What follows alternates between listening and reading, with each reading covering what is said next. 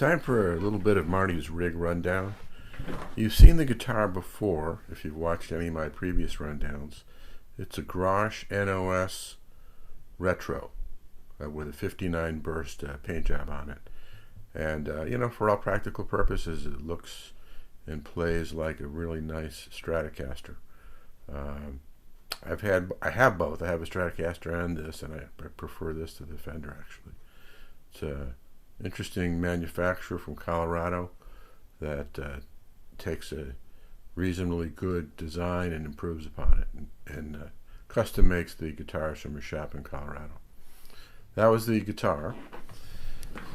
New amplifier on the block here. It's a Black Star, what they call Silver Line, and it's a digital amp. This particular one happens to be 20 watts with a 110 or 10-inch speaker.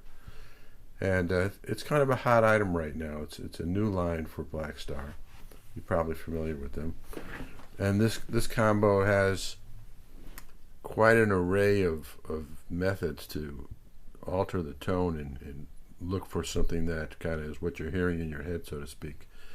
One of the things that's particularly interesting is this response control, which actually tries to emulate different tube sets so they can emulate different amplifiers in response to hitting strings.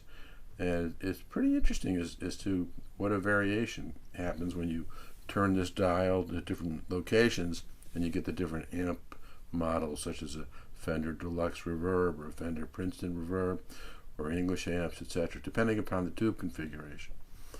So it's very, very nice little control to have access to. And it has the basic effects of modulation, delay, and reverb, and these can be controlled. Rather than me describing it to you, if anyone's interested in this amplifier, there's a great YouTube video online by John Bollinger on behalf of Premier Guitar that covers this amp in detail, this exact one, so you get a much better idea than this small sampling here.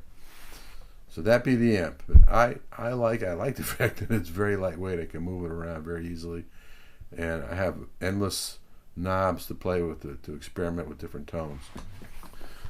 The backing track was played through my trusty Boss E-Band JS10, which is a practice amp, and also a way to get the MP3s of the backing track off the computer and onto something remote. And it's mic'd here and goes into the H8 Zoom video camera. That's how we got that. I started out with this little Gibson Les Paul Plus, but proved to be too challenging to use for this particular song that we did today. That's the rig rundown. Silverline Standard by Black Star. Grosh 59 burst NOS Retro. And the Boss JS10 practice amplifier. Catch you later.